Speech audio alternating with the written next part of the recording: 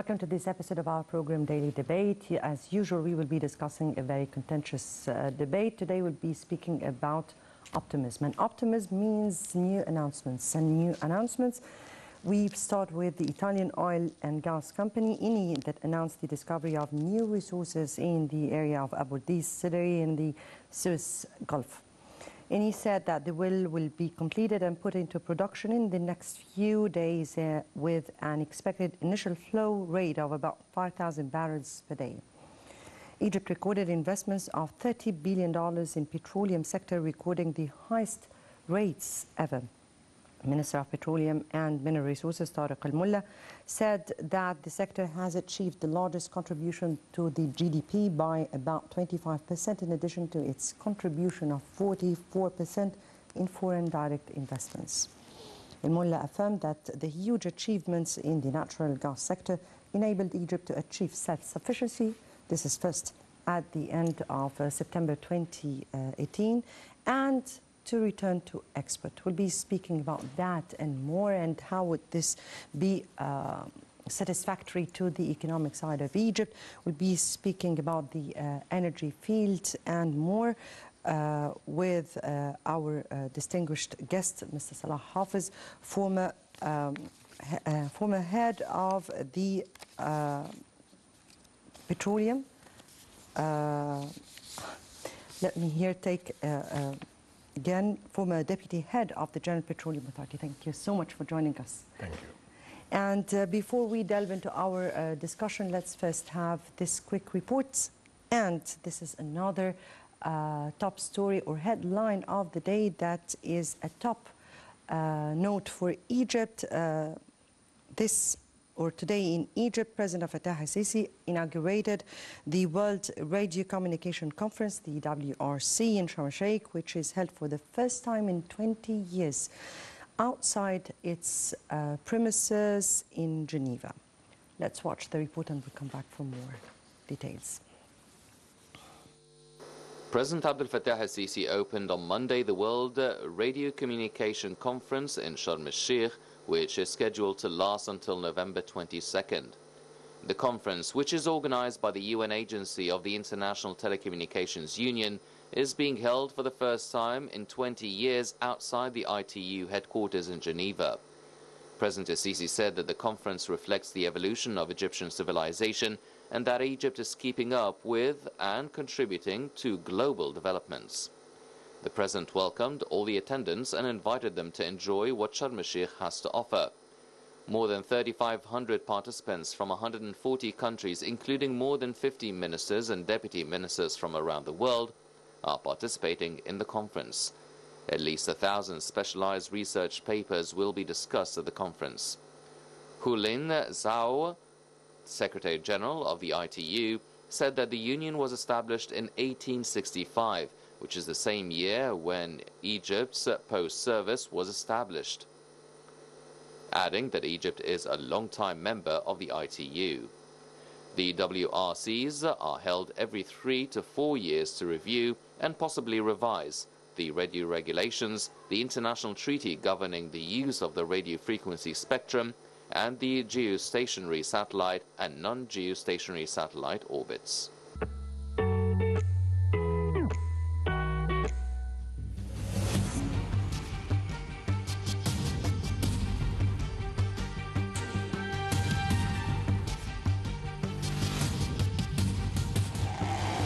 تحية تقدير واحترام لبطل حقيقي. البطل ده هو مصر وشعبها.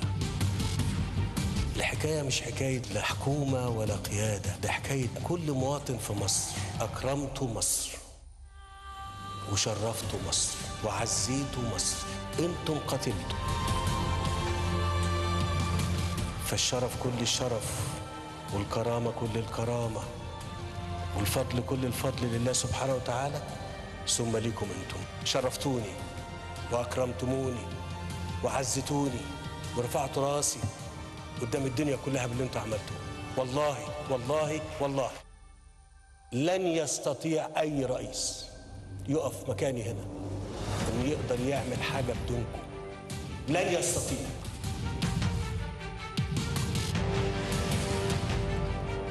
قصه وطن يتحدث عن نفسه. شعب أراد الحياة فاستجاب له القدر.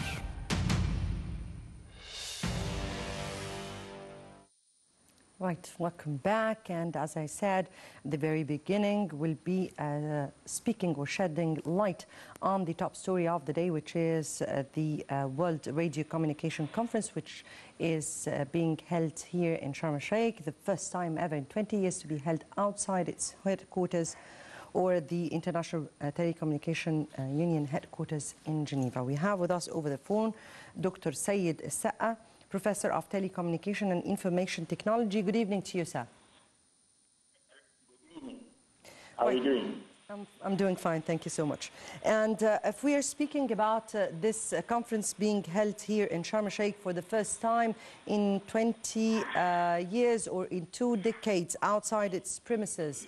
So first, let me take your reading, and how does this, or what does this reflect? Really, it's a kind of honor for Egypt, and unless Egypt is a lighthouse, and they do appreciate the efforts that's been done, I mean lately and recently, especially for the sustainable development and technology, ICT, generally speaking, information, communication technology, they wouldn't agree when our president invited them to hold this conference, WRC, here. So it means here that Egypt has a quite good place here, and that's what we are all convinced with. Yes. And as you have just said, that for 20 years, this is the first time to get out from Geneva and to be held here in Sharm el-Sheikh. You said when the president invited them. No, rather the president invited them and he inaugurated the conference himself. So how do you view how the world perceive how our leadership is keen to attend on that level such an important conference? I'm afraid I can't hear you well. I'm Again. afraid the voice is very. Again. I mean, I'm trying. I'm here. Again. So you said that the president invited the organization to come and hold its important conference here in Sharm el-Sheikh. Rather, the president himself inaugurated the conference in Sharm el-Sheikh. So how do you view how the world perceive how the leadership is so keen on attending such important events?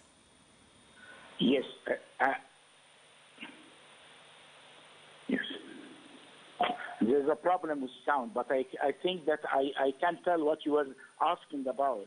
Here, actually, the leadership, our leadership, the president is giving us a quiet role model for every president in other countries, that how he is taking care of sustainable development strategy. And as you know, here for our strategy 2030, that's one of the main topics here, to take care of subject, taking care of objective SDO, taking care of the human, the human resource especially, and at the same time, he believes in that technology and the communication, I would say information communication technology, this is one of the cornerstones and one of the main pillars that we can gain a lot of things. I mean here for development, for economic, for our youth, for our future, and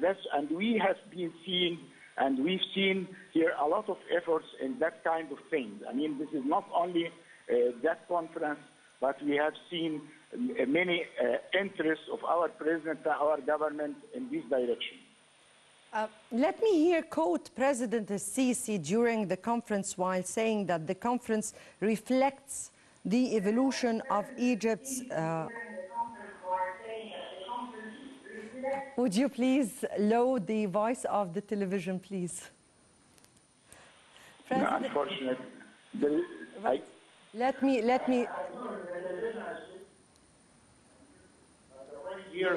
The voice here is very low. I'm trying hardly to understand the question or your comment. Right. I am aware of that. I'm just quoting the president, what the president said during the inaugural session. So the president exactly said that holding such a conference in Egypt reflects the evolution of the Egyptian civilization and that Egypt is keeping up with the contribution, or rather to contribute to global developments. He also spoke about the fifth generation of technology and said that this conference and that Egypt is very much keen to cope with the fifth generation of technology.